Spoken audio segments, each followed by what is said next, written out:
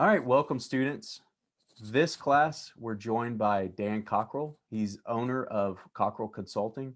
He also worked for 26 years for the Walt Disney Company at Walt Disney World. And so he's been kind enough today to give us his time and tell us about his journey and provide some insights into working with cast members, creating magic for um, the consumers and the fans.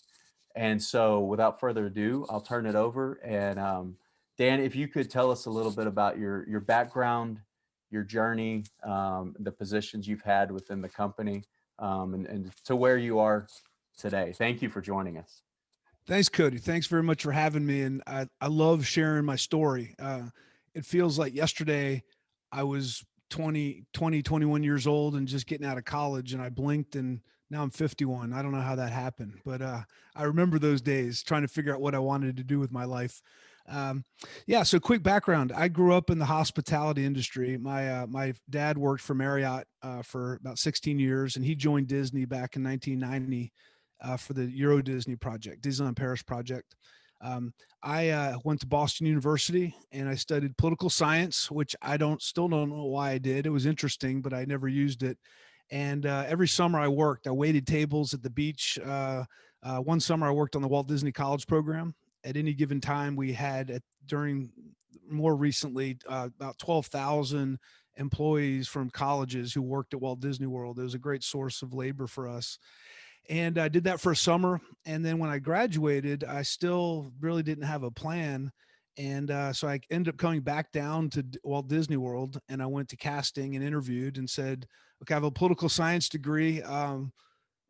What they said, well, what do you want to do? I said, what am I qualified to do? They said, we will put you in the parking lot at Epcot. That's going to be your job.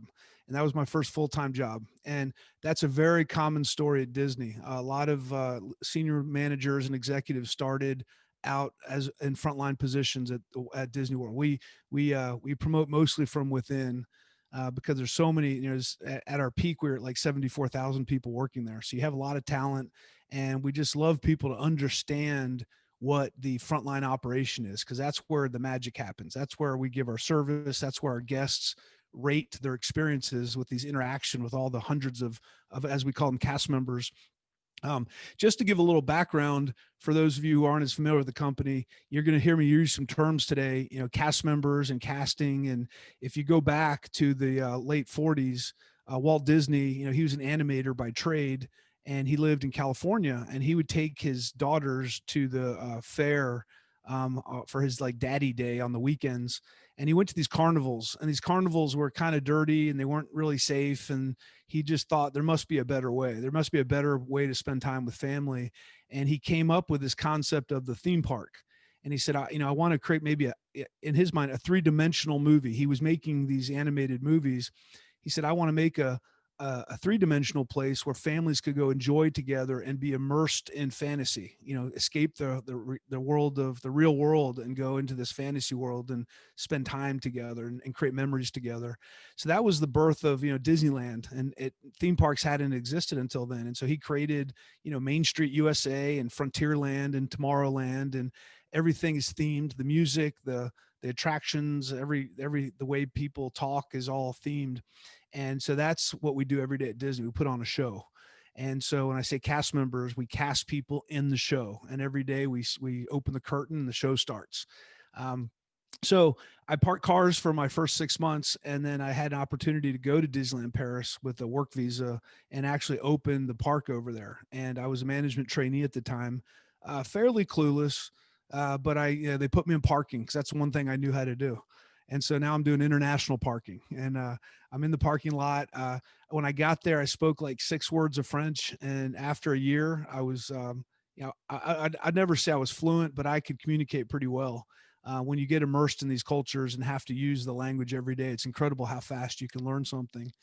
And so I did that for a year. And then I was supposed to leave after 18 months. My visa was expiring, but I'd met this girl in Florida. We'd trained together, and she was from France. And so we ended up getting married, and I got my green card to stay over there. And we worked there for 5 years. We stayed there for 5 years. And I moved to different kinds of jobs. I worked in ticketing, guest relations, human resources, food and beverage. I had 19 jobs during that 26 years with Disney. And one of the things I didn't know what I wanted to do, but I knew that getting diverse experiences was going to help me long term. I knew that for sure. And that's a big part of the message I give to students today. People say, well, I don't know what I want to do with my life. I say, well, I still don't know. And so don't worry about it. Just keep going, getting experiences. Do something for a year or two, then go do something else, and keep getting as much diverse experience as you can, because no one can really predict what jobs are going to be important in the future, because the world technology is changing so fast. And but if you're adaptable, you're going to be fine. And when you keep going to new jobs, that makes you adaptable, and it forces you to learn. So 5 jobs in about 5 years in France. And then we moved back to the United States in 1997. And I worked the next 20 years at Walt Disney World in park operations. I went into resorts, and I learned how to run front desks and housekeeping operations in a hotel, and eventually got promoted to be a general manager of one of the hotels. And then eventually I made my way back to theme parks and was a GM in merchandise and attractions. And then my last 9 years there, I was a vice president of Epcot for a couple of years, Disney's Hollywood Studios, which is a theme park in Florida, for 4 years. And then my last 3 years, I was the vice president of the Magic Kingdom, which was just like an awesome experience. 12,000 people work there, 20 million people visit every year. And I was able to take those 18 jobs I had gotten over the first 23 years of my career and apply them to that last job.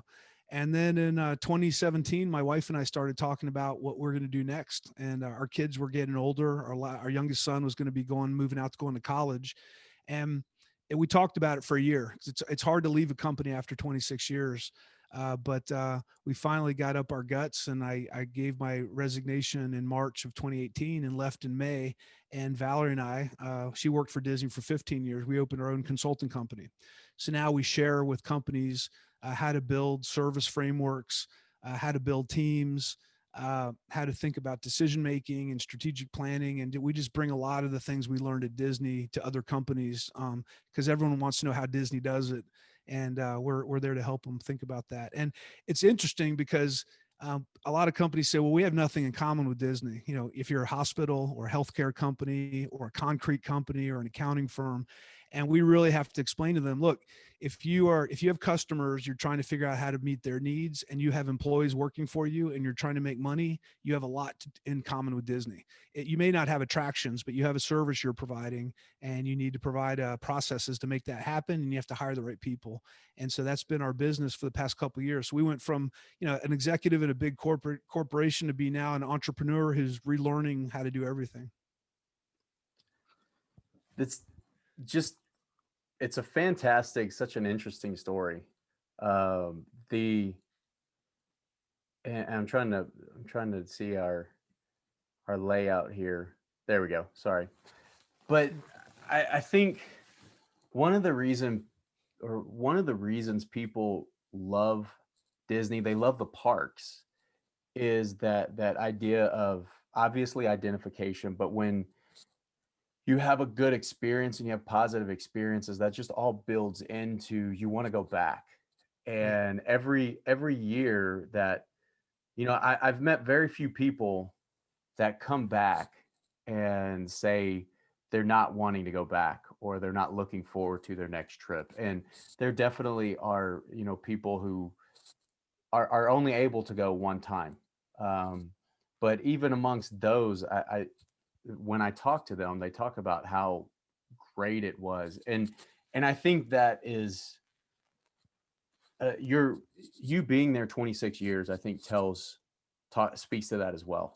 And so could you talk a little bit about how it is to work for the company? What had you there, or what kept you there for so Yeah. long? And then also kind of that the interesting situation where these are theme parks, they're resorts, and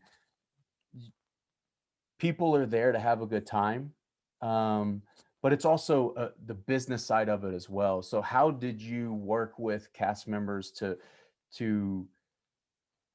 create the magic while paying attention to all those business aspects Yeah. as well that people don't see? Sure. Yeah, there's a lot of things you said there that are relevant. I think the first thing is this idea of you talked about people coming, going on vacation, going home, and saying they want to go back. Um, that is, we have something at Disney we use called the value chain, and it's basically how do you create a sustainable results over time, and this applies to every company, and basically every company. And have no doubt about it, Disney is a for-profit company, and we are there to make money. And the way we do that is we spend a lot of money on marketing, commercials. I mean, you have to get the word out to get people to think about you when they're thinking about vacation. It costs a lot of money. But once we get people to come once, that for us is a huge opportunity because the best marketing you can do with any product or service you sell is offer a great experience or a great product. And if you offer a great product, you now hook people and offer excellent experience, an excellent product. They are now going to not only they're going to one, they're going to have a higher intent to return, which is free. You know, them coming back again doesn't cost you anything in marketing because they're just going to come back because you offered some such great experience. And also the second metric we use at Disney is intent to recommend. So you may not come back again, but boy, you're going to tell your friends and family about it, and that is going to be much more credible than a commercial we can put on TV. So any business, I don't care if you have a bakery, if you have a newsstand, a pharmacy, a supermarket, intent to return and intent to recommend are two key metrics. Getting people to talk about you in a positive way, whether it's online or in person. Um, so that's the first step. Well, how do you do that? Well, you have to offer excellent experiences to people. And that's where you have to define what that experience is going to be. And who delivers that experience? The employees deliver that experience. And so you have to train them to understand what your customers appreciate about the experience and who's responsible to create that environment, that culture the employees operate in and get trained in. That's leadership. So it starts with leadership. They set the tone. They give the front line. They hire the right people. They build relationships. They respect people working there. They listen to them. They give them the right training. And if they do that, the employees deliver the experience. The guest gets a great experience. They rate it excellent and they come back again. And that's the full value chain. But it starts with leadership. So to your question is how do you actually make that happen in an environment like Disney? It's a huge place. And it starts with and that's the title of my book, How's the Culture in Your Kingdom. It starts with creating the right culture. So when you create a strong culture for people, the people who belong there get attracted to be there. It's like sports teams. Different sports teams have different cultures, and athletes get attracted to those organizations because they want to be part of that. And it's the same with Disney. And so a lot of what we do at Disney is the main thing we have to do is just hire the right people. We need to hire people who are passionate about working for our company, and people who are passionate about hospitality, and people who have a great attitude. And if we can hire those people, then we can train them to do whatever we need them to do. We don't really worry about people's skills when we hire them, because there's a good chance you never operated Space Mountain before. So we're not going to assume that's a prerequisite, but we're going to show you how to do it. Or we're going to show you how to, cook French fries. We're going to show you how to park cars or sell tickets. So it starts with once we hire the right people, we ask them the right interview questions, we bring them in, and the first day they're there, the first day and a half, they go through a program called Traditions. And Traditions steeps everyone in the company history and the company culture. And we talk about Walt Disney, why he created theme parks. We tell lots of stories. We talk about your role and your purpose. Everyone has a role at Walt Disney World. Your role is your job. It's what you specifically do. Your purpose is why you're there every day. And that's what we talk about all the time. So at Disney, we talk about when you come in every day, your purpose is creating magic for guests. And it doesn't matter whether you work in custodial or food and beverage or parking, wherever. Your job is to do your job, but your purpose is to make sure that you are creating these great experiences for people, talking to them, treating them like individuals, talking to their kids, being friendly. And when everyone understands that's the most important thing, their job is almost secondary to what their purpose is. And everyone thinks to themselves, we're opening, the show is starting. We pull the curtain back every morning. And when people come in, we want to dazzle them, and everyone's on their best behavior. And they know that they're there to be attentive to people and take care of people. So that's how we do it. We use something called the quality standards to do this. Because you can tell people go make magic and make great decisions, But if you've never worked for the company before, you need more direction than that. And so we've created something called the 4 keys. And the 4 keys, you learn that in your first day at Traditions also. And we tell people here's what's important here when you're making a decision. Here are the 4 things you need to consider, and here's the priority order you need to consider them in. Number one is safety. Whatever decision you make, you can never put yourself in an unsafe situation, a peer or a guest in an unsafe situation. So on your first day on the job, even if you're not sure what the job's about, if you see something that is unsafe, you can speak up. And people start to understand what safety means. And it means, wow, it's really important for me to wash my hands in the kitchen when I'm cooking because I need to make sure that the food is clean. And it's really important I pay attention when I'm a lifeguard because people's life is in my hands. So we just drill that into everyone. Safety is the most important thing. And, it's funny, our guests don't talk about, they don't come to Walt Disney World because it's safe. They just assume it's safe. But if it's unsafe, if something happens, it's if you're not safe, nothing else really matters. It's just a matter of your personal needs. And so that's number one. Number two is courtesy. Be nice to people, be flexible, make exceptions, make eye contact with people. If they look like they're lost, help them out, make them feel welcome. Number three is the show. I mentioned earlier that Walt Disney wanted to create this show, this immersive environment. So when you're working, you shouldn't have your iPhone out. You shouldn't be checking your email. You should always have your name tag on. You should be using themed language. If you work in Frontierland, you say howdy partner, right? Because that's what you say in Frontierland. So people all feel part of that show. And the last is efficiency. And we put that at the bottom. We have to do things fast because we have a lot of people visiting, but we push efficiency to the bottom because that's what everyone wants to do first, go as fast as possible. And we say, look, we don't want to sacrifice safety. We don't want to sacrifice courtesy, and we don't want to sacrifice show before efficiency. And once people go in the job, they start to make very consistent decisions because we've given them criteria how to make decisions according to that. And a lot of companies try to build these gigantic standard operating procedures to talk about every situation that might come up and how to handle it. But there's too many different situations to do that. So we've concluded, instead of trying to anticipate all billions of situations that could happen, let's give you the criteria of how you can make your own decisions based on what we give you. And people make pretty good decisions once you give them that criteria. Well, and it's consistently one of the best companies that offers customer service, but it's also consistently one of the best companies to work for, because of what you're talking about, giving people the resources that they need and giving people the freedom that they need to make the decision. So it feels like they have more control over what's going on rather than they're simply there doing a job, which is Yeah. fantastic. Yeah.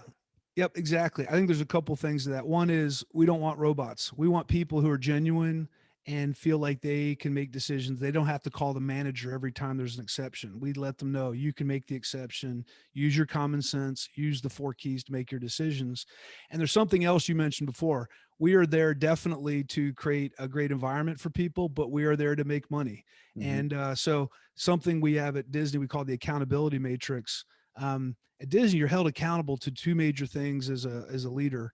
You are held accountable to get the results, but you're also held accountable to the behaviors you use to get those results.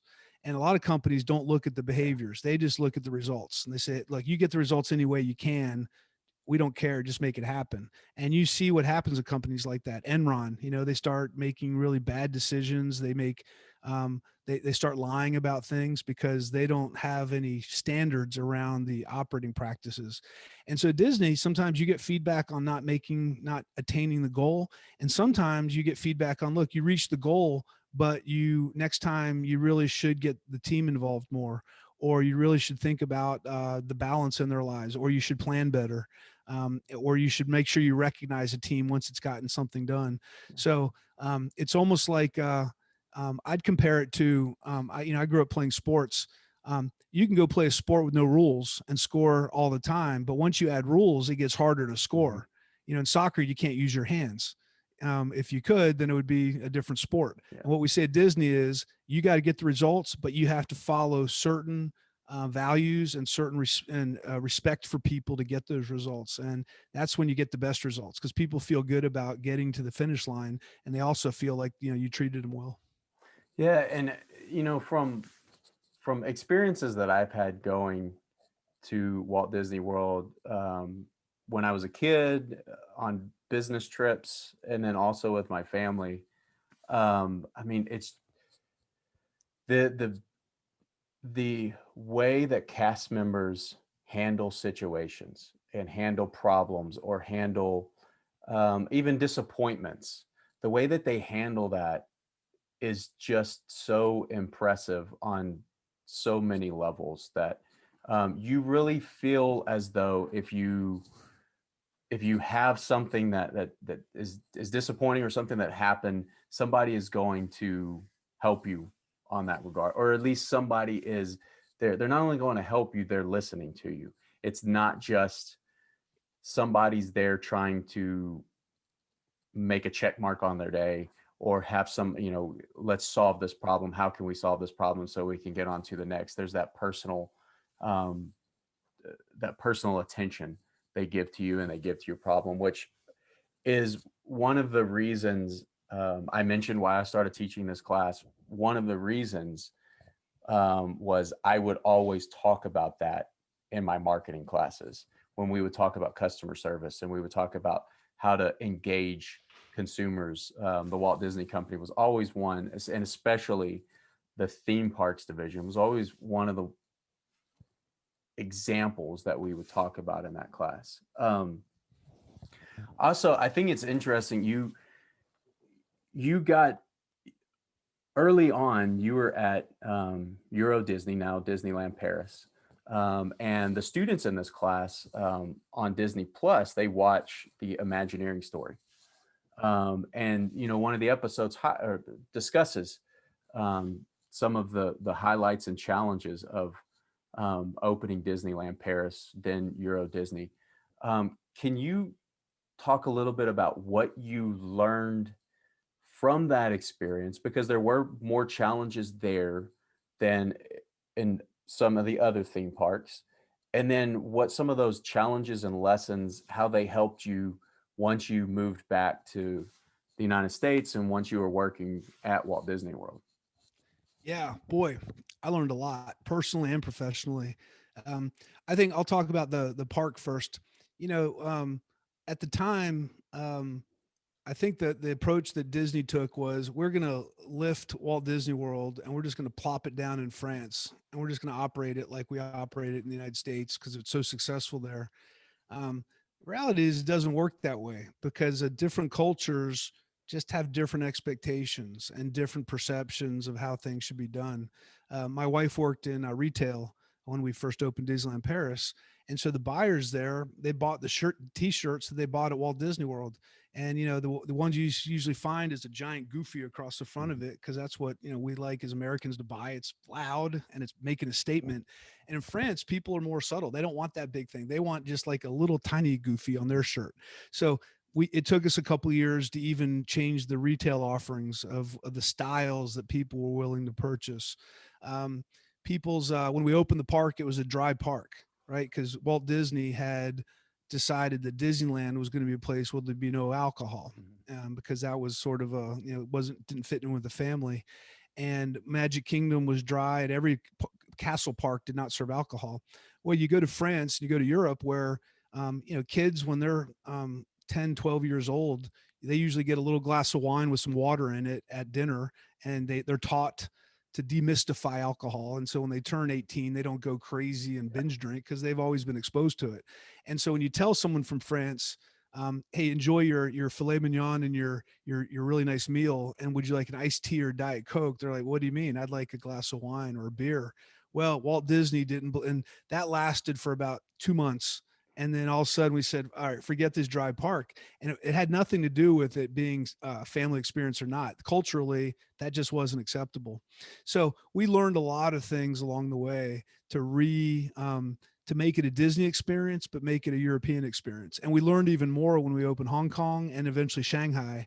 Was, we're going to make it a Disney experience and a Chinese experience, and meld those. And we're going to create a brand new culture. So Lots of learnings along the way. Personally, I learned a ton. So one of a few stories I like to talk about, for example, in every culture has a different way that they sort of identify who they are. If you meet someone at a cocktail party or a dinner party, what's the first thing you usually end up sharing with them in the Your, first 10 minutes? your name and probably where you're from. Something Yeah, about where what you're you from do. and often what you do. Yeah. Generally, hey, I'm Dan. Yeah, we live in Orlando. What do you do in Orlando? Oh, I work for Disney. Yeah. Um, in France, you meet someone, they'll say, "So where are you from?" And they'll say, "Well, I'm from Lyon in the south of France." Oh wow, we've been to Lyon. Let's talk. And they talk about food. They talk Yeah. about the culture. They'll never ask you what you do. It just doesn't come up because they really don't care about that. And it's Yeah. funny, when I was there, I'm like, wow, I don't know what you do. You don't know what I do, but we still know each other and we still have a relationship. So it's where you're from. If you go to, the Middle East, it's what religion are you? Hmm. People identify themselves strongly with their religion. So the culture is just, people are different of how they identify themselves. So what I learned quickly in France was, it's you didn't get the level of personal relationship that you tend to get in the United States. In the U.S., when someone's working for you, you know their family, you know about all the stuff about them. People are much more closed in Europe. They don't share that unless you know them really well. In the United States, we're like, hey, this is where I live. If you're ever in town, come stay with me. It's Yeah. like we're pretty open. Something else was the recognition. I'm big on recognition. And what I've learned over time now, working in different cultures, is recognition is important in every culture, but it has to be done differently. And these are stereotypes. This doesn't apply to everyone, but stereotypically in Europe, recognizing someone one on one in a very subtle way and thanking them for something they did is how you recognize people.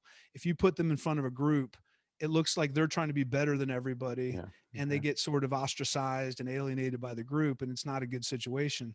That's a stereotype. Stereotypically in the US, people will tell you, I like personalized, but they really don't. They want people to know that they Hmm. achieved something, because that's our culture. We're an achievement culture.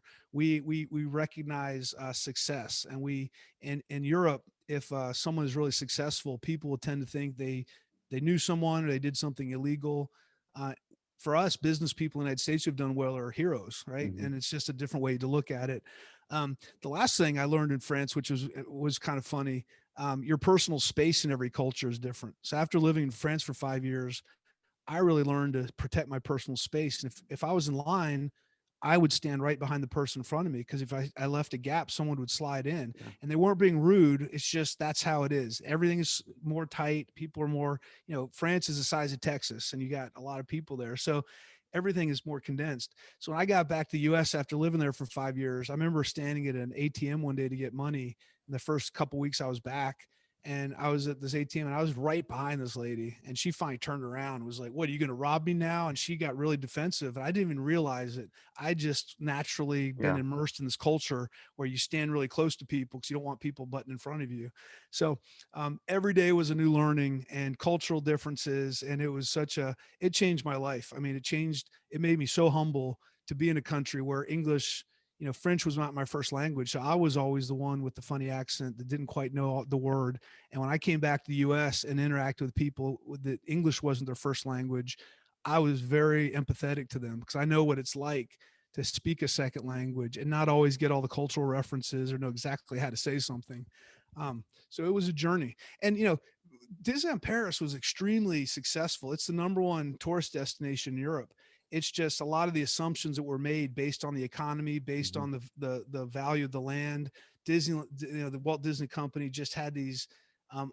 When they built the performa, they weren't realistic, and they really made made some mistakes on some assumptions, and that plagued them for a long time, because taxes are really high in Europe.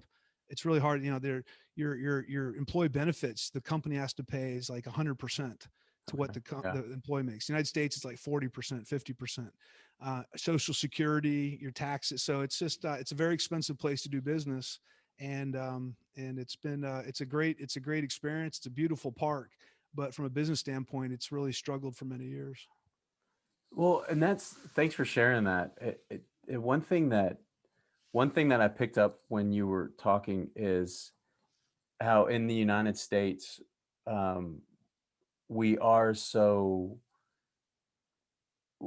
we hold achievement at such a high level, and we are a commodified culture, that and when you were talking about that, that's not the way it is in France, it made me think, when someone walks into a Disney park, it doesn't matter what they do, it doesn't matter what their job is, it doesn't, unless obviously, unless you can buy the special packages and everything, and those are different. But if people are just walking in, if I'm walking in beside someone else, just general admission, it doesn't matter what I do, it doesn't matter what they do. When the cast members see us, they're going to treat us the same. When the person who is waiting on you at the restaurant, they're going to wait on you the same. The princesses and the characters are going to react the same. And I think that's something that's so refreshing, for a lot of people when they visit somewhere like that. Could you there's two questions, and then I kind of want to transition to talk about what you're doing right now briefly. But could you tell the students about um, one or two experiences you consider very fulfilling during your time at the company, and then one or two times that were very challenging when Mm, you were at the company? Maybe something happened, or I think that would be very interesting for them. sure. Yeah, one of the I just what I learned about myself, and this is maybe some career advice. Um, Growing up, I played sports. I was very social. I liked to solve problems. I worked from a young age. I waited tables. I liked hospitality. I didn't know I liked hospitality, but I liked helping people and I liked interacting with people. And so for me, it was a natural progression. And that's why I think I liked working at Disney, because you're around helping people every day. You're working on Mhm. teams, just like in sports. You work interdependently. Everyone's counting on each other to help each other out, and I thrived in that environment. So I think one of the most important things that decision you can make when you're choosing your career path is make sure you understand what your personal strengths are, the kinds of things that you love to do, and make sure you, if you can, be an environment where you're going to use those strengths every day to do your job. If I had to be in an office every day doing reports or analysis, I would have been miserable and I wouldn't have done a very good job. I happen to be in operations, which is a place where you have to interact with people and problem solve and handle conflict and do all the things I like to do. So I think I learned, the big learning I had along the way was you can't you can't grow up and not everyone can grow up and be president. Not everyone can grow up and be a professional athlete, and not everyone can grow up and work at Disney or work. You have to find what it is where you can take your natural mastery and apply it. And you can be good at lots of things, but you can only be great at a few things. And so it's the same thing. Don't if you take a duck and a rabbit and have them race on land, who's going to win? The rabbit. But you put them in water, the duck's going to win. Now, it has nothing to do with their talent, it has everything to do with just how they're wired. So this is pretty important. If you like to work independently, working in a big company is probably not a good place to be because you don't work independently. Um, if you if you like to be entrepreneurial and be really creative, a smaller company is probably a better place for you. So I think some of the most fulfilling things for me was being out walking in the park and interacting with employees and talking with them and finding out what was on their minds and what they needed, the tools they needed. Not only was it fulfilling for me, but when you do that, you start role modeling for all the other managers. That's where they Mhm. should be too. When you show up regularly as the vice president in the park, the general manager starts to say, well, Dan's out there. Maybe we should get out there too because we want to be where he is. Yeah. And they get out there, and then their managers are out there, and all of a sudden, all the leaders out in the field with the cast members, and they're like, "Wow, they really care about us." And so you got to set the tone for everybody and role model that. Um, Something else that was I love doing, every job I went into, and this is a common thing at Disney, when you go to a new job, no matter what position you're in, you do in costume training. So when I worked in hotels, I worked in housekeeping for 2 weeks and I learned how to clean rooms, and it's hard. And I learned, all the how to make beds, and I learned how to clean the bathtubs and the toilets, and I learned about dusting, and I learned about how to fold towel animals. And so by the end of that 2 weeks, I had a respect for the housekeepers that was Mhm. off the chart. And so then I understood how important they were. So when I went back to my general manager role, I would always show up and talk to the housekeeper, see how they're doing, because I knew if they didn't do their job well, I was in big trouble. Mhm. So I gave them a lot of love because they were key. So those, I think the people part of it was the extremely fulfilling part. The challenging part of the job for me, what I realized was, I was a political science major, and I didn't go back and get my MBA until 8 years after I started working. And I never planned on going back to school because I love working, but I realized I maybe should go learn a little bit about business if I'm going to be in business. And one of the best classes I took during my MBA was statistics, because I was able to take the statistics class and go back to my job and really realize how Mhm. important it was. So a couple of figures for you that, and this, I use these all the time with my teams. At the All-Star Resort, I was a general manager, and there's just under 6,000 rooms at that hotel. It's a campus style resort. Mhm.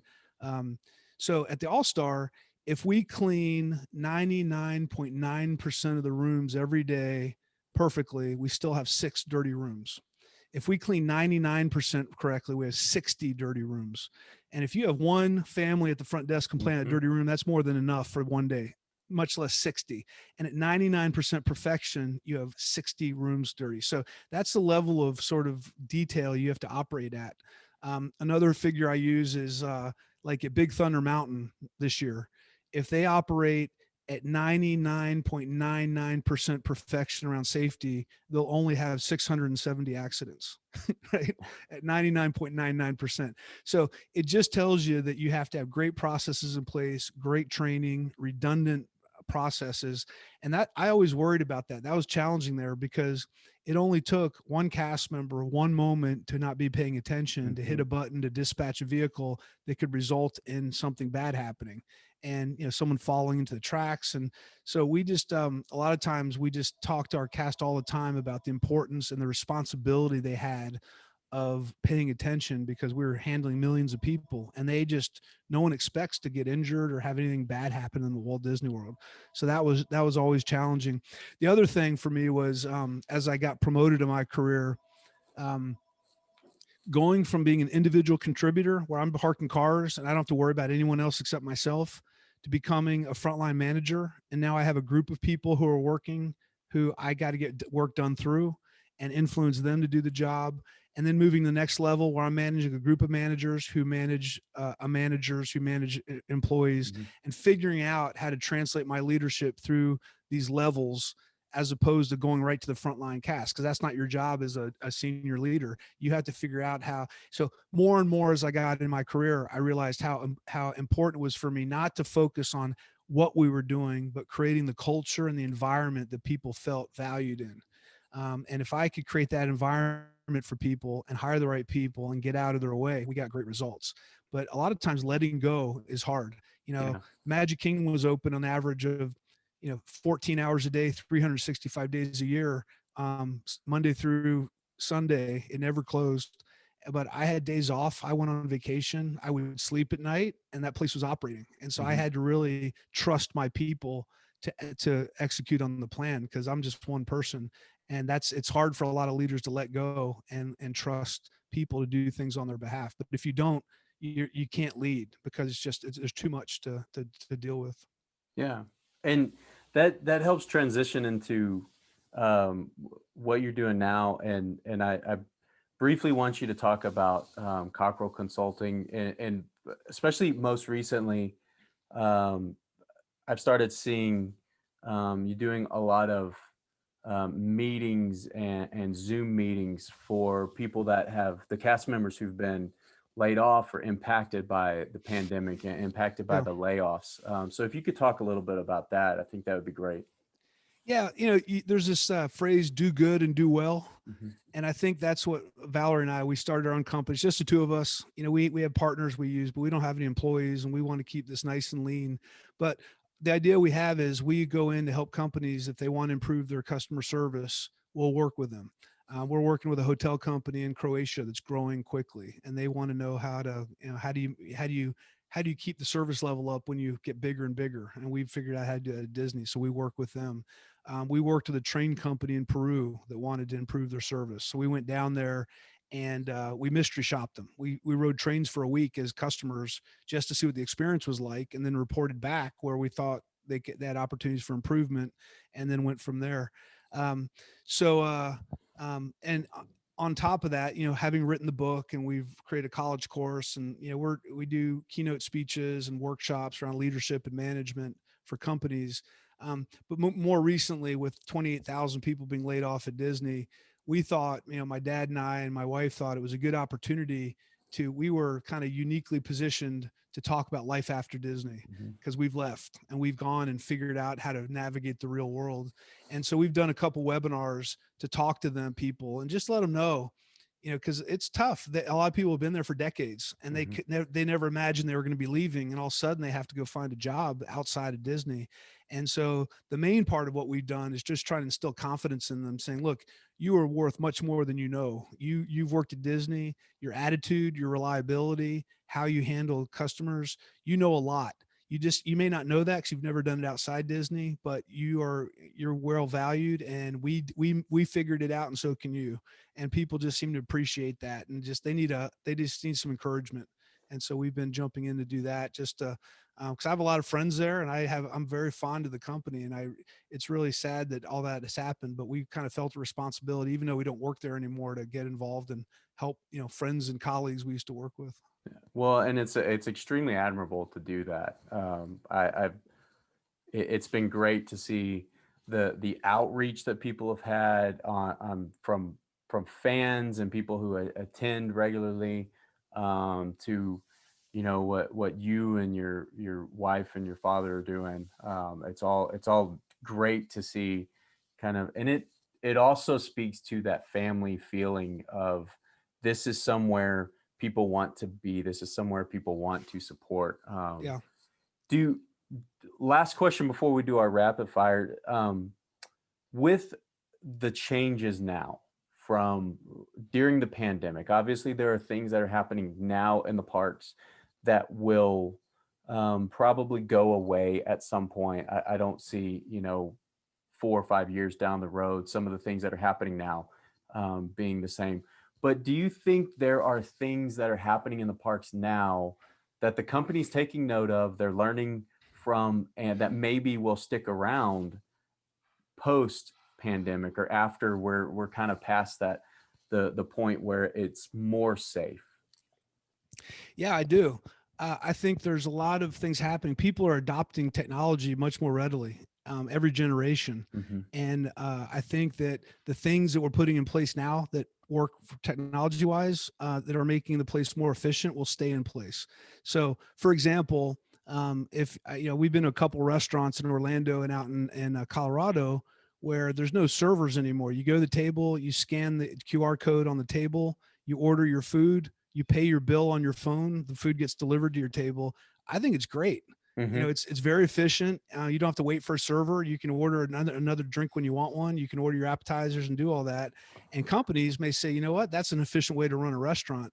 Now, if you want fine dining and want to be pampered and taken care of, you're probably going to want that server at your table. But a lot of these sort of fast casual places, I think, may stay with that and saying, look, it's less payroll for us, and people seem to enjoy that service. So I think there's some technology that's going to be different.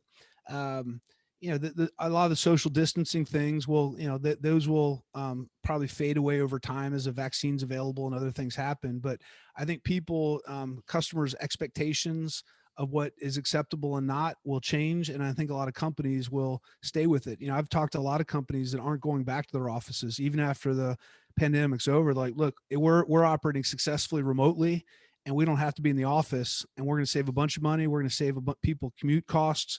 Now we have to figure out, how do you set up a home office? How do Mm-hmm. you create social time? There's another side to it you have to solve for. And I'm sure Disney's going to be more open to remote work. Although when you operate a theme park, you have to be there, but Yeah. there's a lot of support functions you can do remotely. So then the last thing, just kind of some rapid fire questions that you can, uh, first thing on top of your mind, you can explain how much you want. You don't have to explain anything if you don't want. I like to do it with the people, because this is what we talk about with our students. Yeah. So you've worked at a few different resorts. You've presumably been to a few different resorts as just as a guest. Favorite resort anywhere in the world, or I'm sorry, favorite Disney resort anywhere in the Yeah. world. Yeah. My first executive role, I was a general manager of the Wilderness Lodge and the Fort Wilderness Campground. And boy, that was, I mean, you have a fine dining restaurant, you have Disney Vacation Club, you have recreation and lake patrol, you have lifeguards, there's Hoop-de-Doo Review dinner show. You had to deal with housekeeping and front desk and merchandise and horses and bears that would come across the campground. So that was a really diverse job. I learned a ton in that job. And it was, the campground opened when Walt Disney World opened. So there's a lot of heritage and tradition there. I think fondly of that job. It was fun. Favorite park, any of the parks that you've been to? Yeah, I think I'm going to say Epcot because Epcot, it was my first full time job as a frontline employee parking cars. I worked there as a frontline manager. I worked there as an operations manager, and my last job there, I was the vice president of the park. So that was like I saw all the levels of that park over 20 years, from parking cars to running the park. My wife worked in the French Pavilion back in many years ago for a year, and was represented France. My son has waited tables at the French Pavilion when he was 19 years old. Our youngest son currently works at the French Pavilion in the bakery. Our daughter has worked in horticulture there. So I think the whole family's worked at Epcot at one time or another. Okay. So that park's pretty important to us. Yeah, that's really neat. Yeah. So when you go to a park, of all the parks you've been to, favorite ride attraction? Mm. We uh we love Rock and Roller Coaster at Okay. Studios. Aerosmith, great music, great ride, smooth. Acceleration just takes your breath away. You go right into that loop to loop, right in the tunnel. I mean, it's like it's a great ride. Very get your adrenaline totally pumping. Yeah, I have two young but growing boys, and that's when we measure their height and everything. That's I'll always tell them, hey, now you can ride these rides, and you can ride. And so now they can ride every ride except for Rock and Roller Coaster, Ah, height wise. And so when we say that, they're like, there's one ride we can't ride that we still have to get a little taller for. Favorite show at any of the parks? yeah. I always loved. I was an operations manager there for a year. The American Adventure. It's an animatronic show. It tells the history of America. It's narrated by Mark Twain and Benjamin Franklin, and it's just very emotional. It's great historically, and at the end, the music that plays and it shows the country, and it shows the fact that that at the end, Mark Twain talks about the downfall of any great country is having too much, being too successful. Mhm. And it just there's so much truth to it, and it really gives a testament to all the people who have lived in America. So that's always I can watch that without ever getting tired of it. Okay. Now for the last few, go to food. Favorite restaurant? Any fast? It could be fast. It could be sit down, luxury, anything. Yeah, the Flying Fish restaurant at the boardwalk, but not today. I think 15 years ago when it first opened, it was like our favorite place. They had this um, fish wrapped in potato and then baked, and it Okay. was the best ever. So And when I go to the parks, I'm typically I go to a lot of the fast service. But another thing that I do is I probably get close to eating my weight in treats when I'm yeah, there. yeah. What's your preferred treat when you go to a park? Um, the uh, the Dole Whip, Okay. and we added one where we did a Dole Whip and we put a warm cake at the bottom and put the Dole Whip pineapple soft serve ice cream on top of it. Those are those are pretty good. So I'm a little embarrassed to admit it, but this last time we went was the first time I ever had a Dole Whip, and I had one, and throughout that day, I think I probably ended up having four. By Yeah. the time that I left, they are amazing. They're really really good. So um, just from your perspective, we have we're almost finished here. From your perspective, having worked for the company, having worked in the parks, how does it feel to see customers there and to see their enjoyment? How does that make you feel that you have something to do with that enjoyment?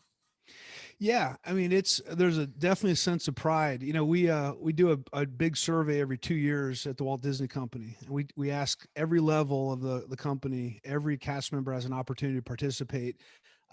They rate their leadership, they rate the culture, they rate the processes because we really want to find out how what they think about. And you get to rate your boss anonymously, which that's it's powerful because you Hmm. you hold people accountable to how Hmm. they're leading their teams. And the question that we score the strongest in theme parks every for many years has been pride working for Disney. People who work there are very proud to work there, Hmm. and the name that carries. It's not only it taught me a lot, and I got to work in a place with extremely talented people and incredible people. But it's now allowed me, the fact I work there has now allowed me to be an entrepreneur and have this freedom to go do something else because I bring along this experience. And people, when they hear that name, they're like, all right, I'd like to hear more about what you've done. And so it's pretty cool. And when you understand, that not only the attitude that goes into bringing that experience to life, but the intelligence and the engineering and the design. It's a lot of really smart people who are very passionate about what they do, and it was cool to be in a place like that. It's almost one of those things. Once again, going back to sports, you go in every day and you're just trying to keep up with all your Hmm. peers and perform as well as they are. You're not worried about your boss; you're worried about your peers because you don't want to let them down. And Yeah. working in an environment like that is pretty satisfying. Yeah. Great. So again, thank you for doing this.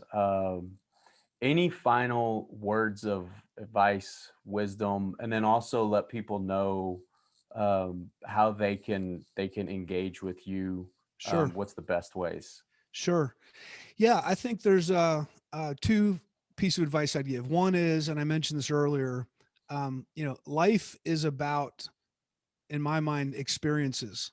And at the end of your life, that's all you really have. Whatever you've collected in wealth and amassed doesn't matter. You're not taking it with you.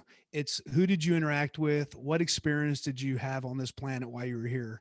And I'm getting a little philosophical, but I'm seeing as I'm getting older, it's about creating experiences.